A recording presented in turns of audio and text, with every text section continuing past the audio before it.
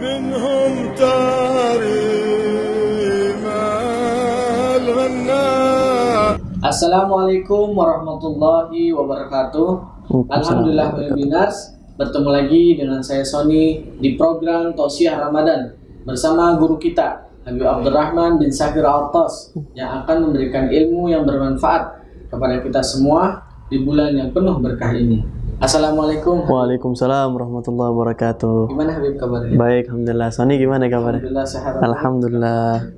Habib, kemarin kita sudah membahas hal-hal yang membatalkan puasa. Nah, kita belum tahu nih hal-hal yang makruh tuh di dalam puasa Ramadan ini tuh apa aja sih, Bib? Baik. Bismillah, alhamdulillah. Wassalatu wassalamu ala Rasulillah wa ala alihi wa sahbihi wa man walah, amma ba'du.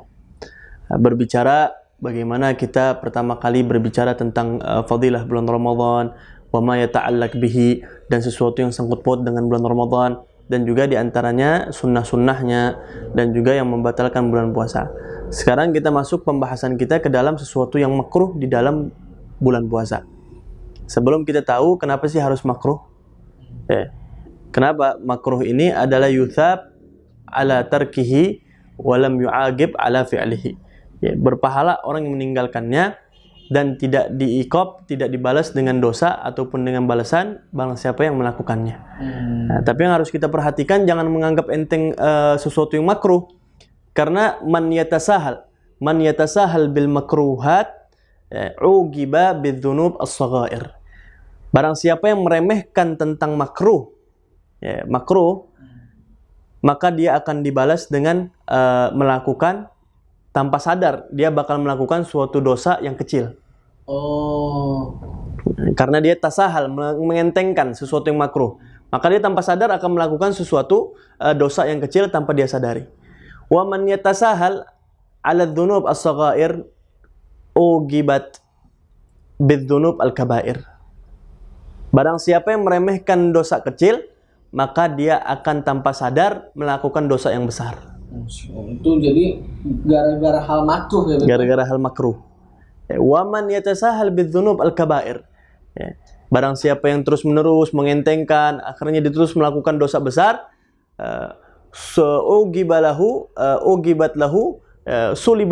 sulibalahul iman.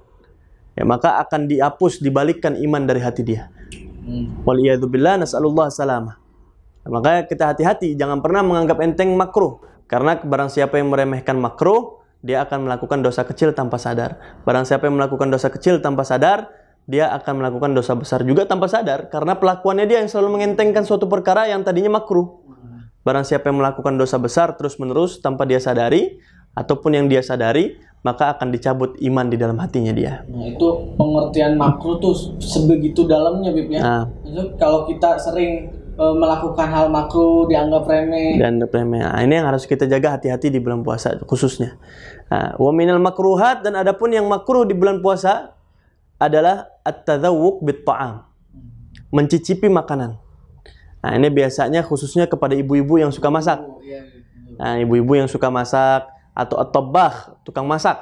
Ya, nggak harus ibu-ibu saja, bahkan laki-laki pun banyak yang tukang masak juga. At-tabbakh yang suka masak, terkadang mereka nggak tahu takarannya. Nah, mereka cicipi. Nah, ini makruh hukumnya. Ya, mereka emang boleh mencicipi, tapi hukumnya makruh. Makanya al-aula tarkuhu. Maka yang paling bagus untuk ditinggalkan at-tadzawwuq bit-ta'am. Nah, ini yang harus kita jaga ketika kita mencicipi makanan. Ini yang sering terjadi. Nah, tapi kalau misalnya Beb, untuk udzur Beb, kalau ntar kita nggak ngerasain, kita nggak tahu rasanya Beb. Nah, kalau itu jarang sebenarnya. Kadang orang kalau udah masak itu dia mempunyai kesan tersendiri dalam makanan. Dia udah tahu takarannya. Udah punya feeling gitu Beb, ya. Iya, udah punya feelingnya. Nah, itu yang harus kita hati-hati ketika merasa mencicipi makanan. Oke, mina wa yukrahul alku wadzauqu wahtijam. Nah, di antaranya yang makruh dalam puasa adalah al-alku wadzauqu, mencicipi. Ya, mencicipi makanan. Mencicipi makanan hukumnya makruh. Itu dia. Wa minal makruhat, dan di antara yang makruh di bulan puasa adalah at-ta'attur, memakai minyak wangi. Memakai minyak wangi juga makruh juga. Nah, memakai minyak wangi hukumnya makruh. Fi nahar Ramadan, di siangnya Ramadan. Wa fi lailihi mubah. dan di malam hari boleh-boleh saja. Ya, makanya di antaranya kita sunnah ketika memakai minyak wangi menyebut nama Muhammad sallallahu alaihi wasallam, Nabi Muhammad sallallahu alaihi wasallam. Dikatakan di dalam syair, yaquluna inna at-tibi yudhkaru Ahmadun fahal indakum fi dzaka syai'un yuharraru. Faqultu lahu at-tib dzikra Muhammadin falaysa dza bigharibin fasyai'u bisyai' yudhkaru. Jadi adalah sunnah kalau andai kata kita mengucapkan nama Nabi Muhammad ketika memakai minyak wangi. Tapi kembali di dalam sesuatu yang makruh tadi, ya, makruh ketika kita di siang hari memakai minyak wangi. Nah, itu dia. Wa minal makruhat, dan di antaranya yang paling makruh ketika kita di bulan puasa adalah al-ihtijam. Bekam.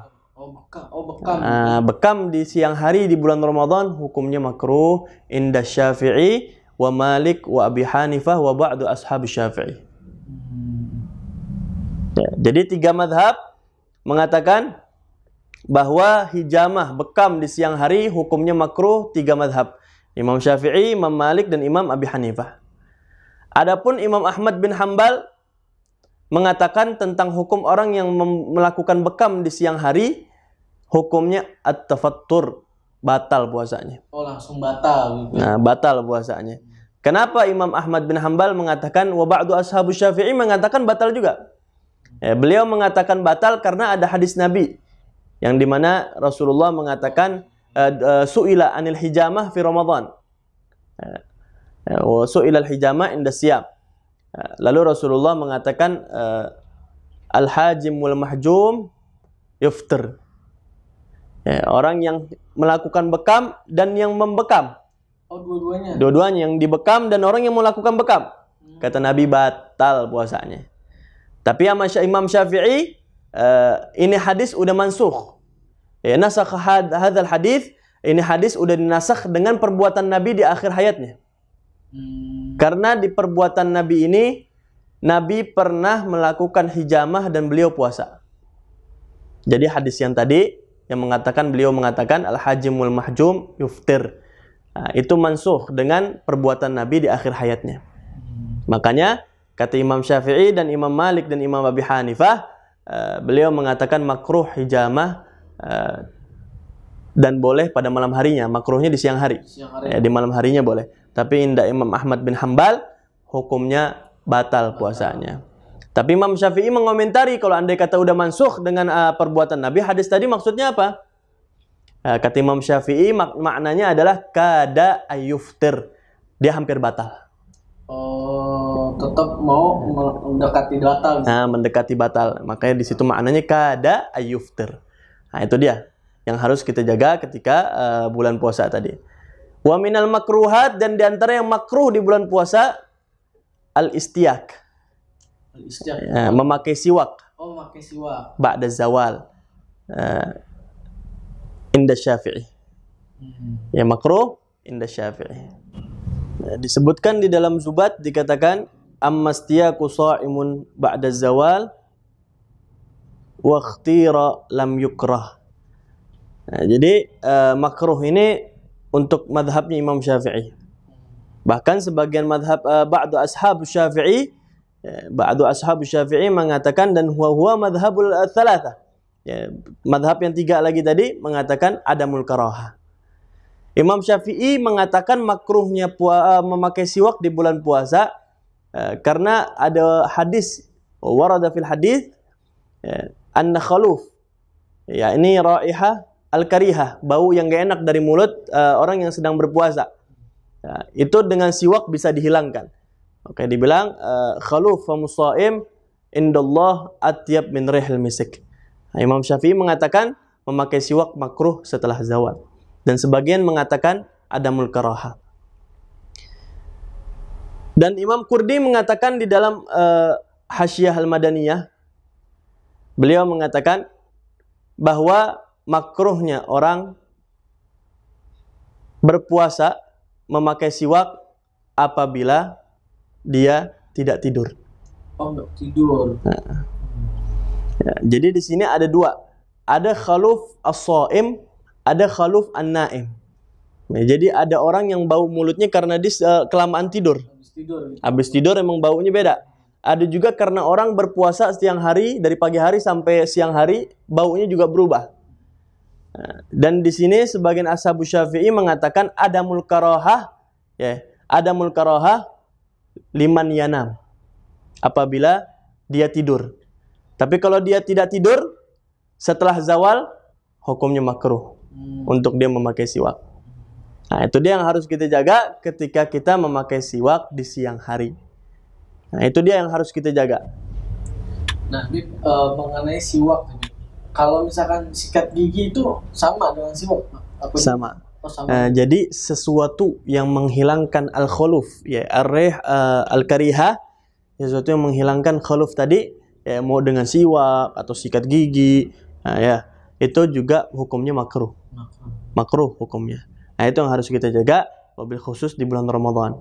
Ya, dan juga sebagian orang mengatakan nggak makruh, nggak apa-apa. Jadi jangan ketika seseorang yang memakai siwak karena dia mengambil dalil bahwa memakai siwak setelah zawal tidak makruh, jangan kita ingkar. Nah, makanya kan semakin luas ilmu seseorang, semakin sedikit ingkarnya dia kepada orang. Tapi kalau orang yang memakai siwak ketika di siang hari, kita nggak usah ingkar. Yang tidak memakai siwak pun nggak apa-apa. Dia juga mengambil dalil bahwa memakai siwak makruh hukumnya. Itu dia yang harus kita jaga di bulan Ramadan. Wa minal makruhat, di antara yang paling yang makruh di bulan Ramadan adalah berendam di dalam kolam renang. Oh, berendam lagi. Nah, kita nyelepin diri ke dalam kolam renang atau danau atau bak yang besar sehingga kita kerendam di dalam air itu. Itu makruh hukumnya. Makruh hukumnya. Kalau andai kata masuk air ke dalam kuping kita, sengaja atau tidak sengaja, hukumnya batal. Langsung batal itu. Batal hukum. Walaupun nggak sengaja. Nah, itu dia. Nah, di antaranya di dalam kitab Fathul Alam dikatakan bahwa ada gol, ada suatu perkataan ulama bahwa mandi setelah asar pun makruh hukumnya. Setelah asar. Setelah asar. Ya, mandi dengan cara apapun, pakai gayung, mau pakai pancuran, hukumnya makruh, disebutkan di dalam kitab Fathul Alam. Nah, hukumnya makruh. Wal aula tarkuhu, dan kita paling baik untuk kita tinggalkan itu semua sehingga kita tidak terkena di dalam sesuatu yang membatalkan puasa kita. Jadi sesuatu yang makruh ini bisa jadi menjadi batal kita puasa karena kita mengentengkan tadi. Betul. Nah, itu dia yang harus kita jaga. Kalau kita mau mandi, tadi kan dimandi di kolam renang nggak boleh, makruh hukumnya. Nah, jadi kalau mau mandi lebih baik pakai gayung atau air mancur. Nah, itu dia. Kalau mandi di kolam renang atau yang sehingga kita berendam seluruh badan kita, hukumnya makruh. Kalau ada yang masuk ke dalam kuping kita atau hidung kita atau mulut kita, sengaja atau nggak sengaja, hukumnya batal puasa kita. Batal puasa kita. Walaupun itu nggak sengaja udah batal. Walaupun kita nggak sengaja, batal puasa kita. Nah, ini Bib, ada pertanyaan Bib dari Binars. Kalau kita korek kuping gitu Bib, itu batal atau makruh? Nah, jadi di sini bisa masuk ke dalam hukum makruh. Yang pertama, dia di sini tanzif. Ya, kalau andai kata ketika dia membersihkan kotoran dia, ada yang masuk kotorannya ke dalam. Nah, masuk ke dalam, nah, maka hukumnya batal puasa dia. Nah, makanya sesuatu yang masuk dari luar ke dalam, hukumnya batal puasanya. Yang kita hukumi tadi, kotoran yang tadi tuh yang ada di sini nih, di luar-luar situ. Begitu kita masukin, kadang kalau kedalaman sampai masuk ke dalam, tanpa kita sadari. Ya, tapi kalau kita nggak mampu lagi, emang kita nggak sadarin, kalau bisa kita korek kuping malam hari. Nah, itu lebih aula. Ya, lebih aula kita mencari aman ketika di bulan Ramadan. Ya, nggak usah terlalu kita buru-buru. Tapi kalau misalnya udah nggak bisa lagi, udah nggak kuat, udah banyak kotorannya lagi di kuping nih, nggak bisa dibersihin lagi, bersihin. Tapi dengan pelan-pelan, sehingga nggak ada yang masuk dari kotoran tadi ke dalam. Nah, itu dia yang harus kita jaga di bulan Ramadan ini, sehingga kita tidak terkena dari sesuatu yang membatalkan puasa kita. Jaga sesuatu yang makruh, jangan pernah kita lakukan. Maka Imam Al-Habib Abdullah bin Husain bin Tahir mengatakan, tidak pernah terbesit di dalam diriku perbuatan makruh, apalagi melakukannya. Karena sesuatu yang makruh ini ditakuti oleh para salafun sholihin. Karena barang siapa yang irtikab alal makruh, irtakaba alal ma'asi. Bisa terkena, terjerumus dengan maksiat kepada Allah Subhanahu wa taala. Maka itu yang harus kita jaga, sehingga kita bisa menjalankan ibadah bulan puasa bulan Ramadan tanpa ada kendala yang bisa membatalkan puasa kita. Insya Allah Muhibbinars, alhamdulillah itulah penjelasan dari Habib tentang hal-hal yang makruh di bulan suci Ramadan ketika kita berpuasa di siang hari. Nah, alhamdulillah Muhibbinars, jangan lupa like, share, and subscribe, dan terus ikuti channel Muhibbin TV dalam program Tausiah Ramadan bersama Habib Abdurrahman bin Safir Al-Tos. Wassalamualaikum warahmatullahi wabarakatuh.